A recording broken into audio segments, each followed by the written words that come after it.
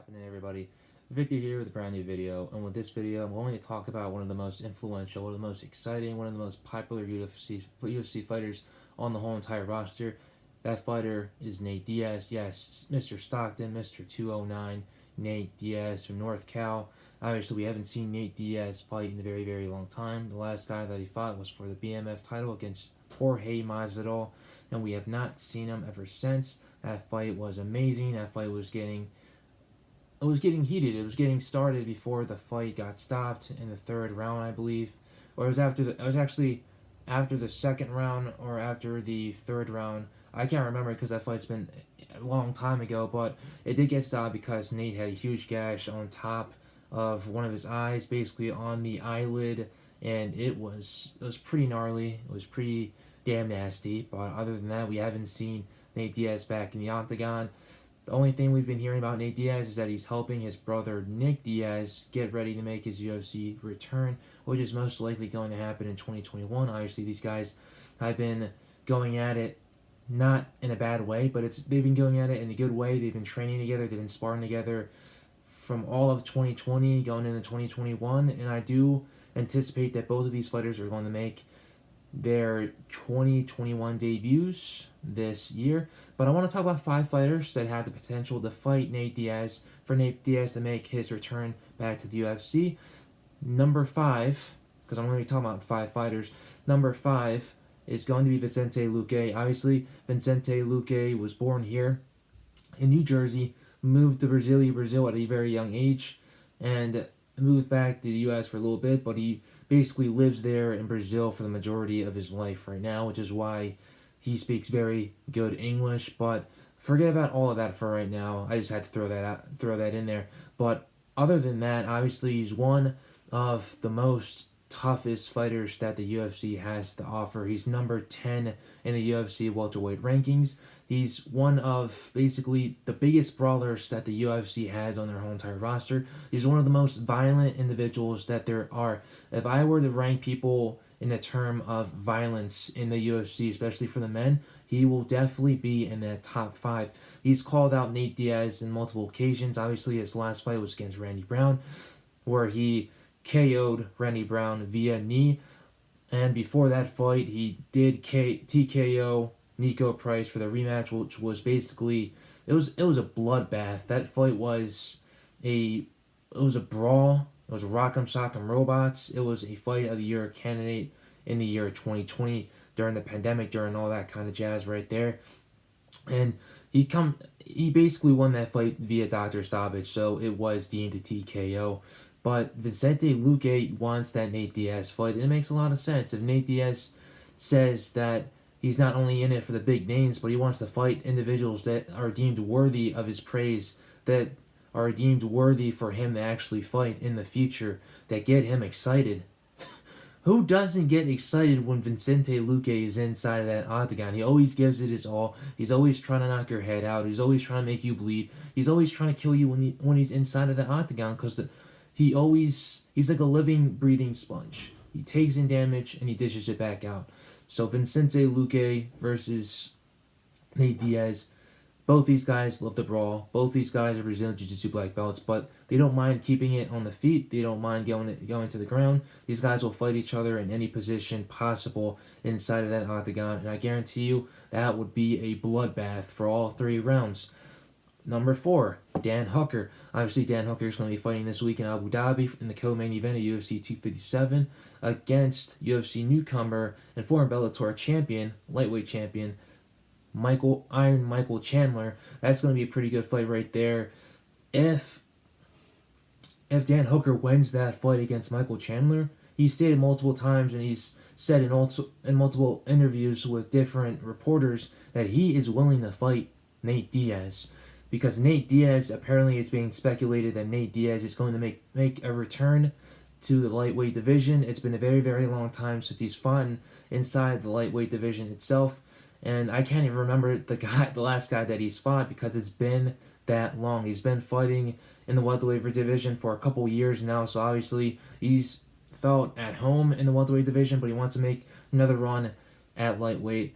So obviously, if he fights Dan Hooker, if Dan Hooker wins that fight against Michael Chandler, Dan Hooker is most likely going to call out Nate Diaz. And if Nate Diaz really wants a crack at Conor McGregor for, if Conor McGregor wins and he does end up getting a title shot, and if Khabib doesn't plan on coming back and Conor does get that title, then Nate is going to need a win before facing Conor for the title.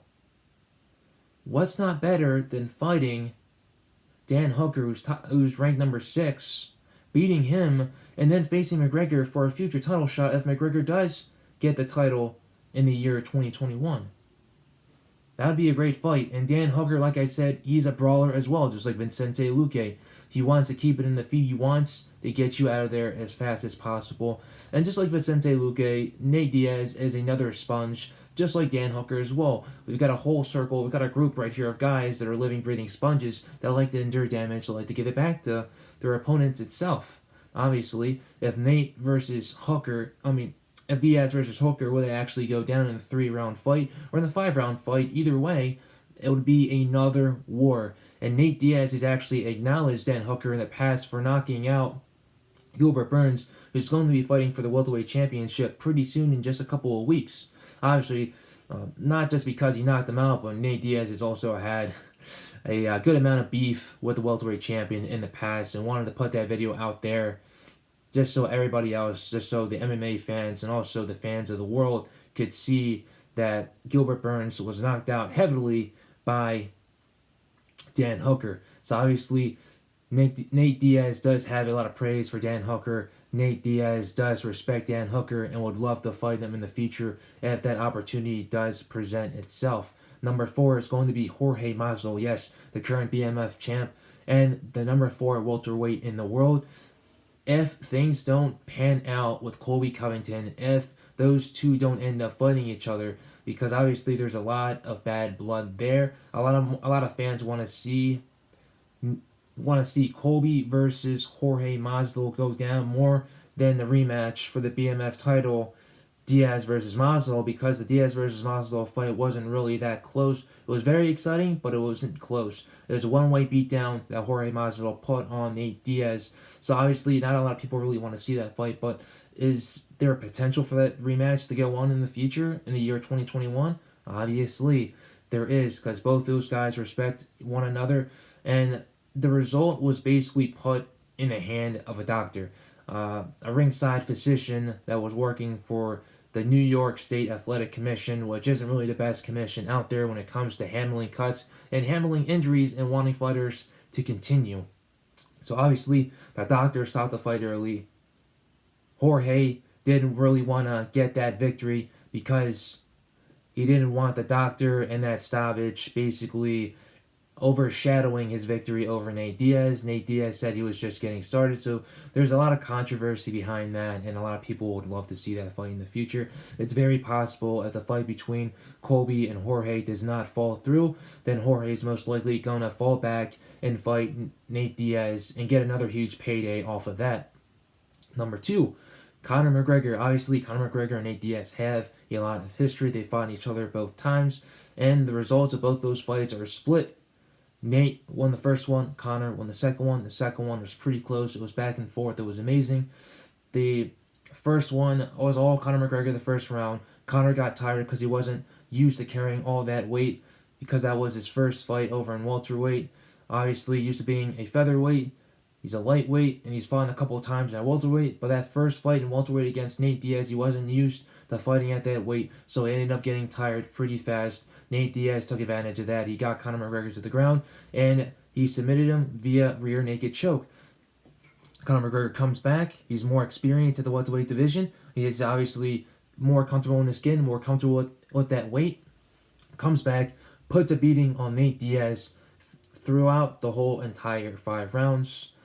He wins that second fight. It was a pretty close fight in my opinion. I thought that Nate Diaz probably came away with that victory, but Conor McGregor, like I said, he knocked Nate Diaz down a couple of times. I think it was 2 or 3 times, and that's basically what solidified the victory, even though Nate Diaz got the takedown very late into the 5th round. But then again, both these fighters won the trilogy. Both these fighters, they respect one another, but they also disrespect one another at the same time as well. There's bad blood, there's animosity.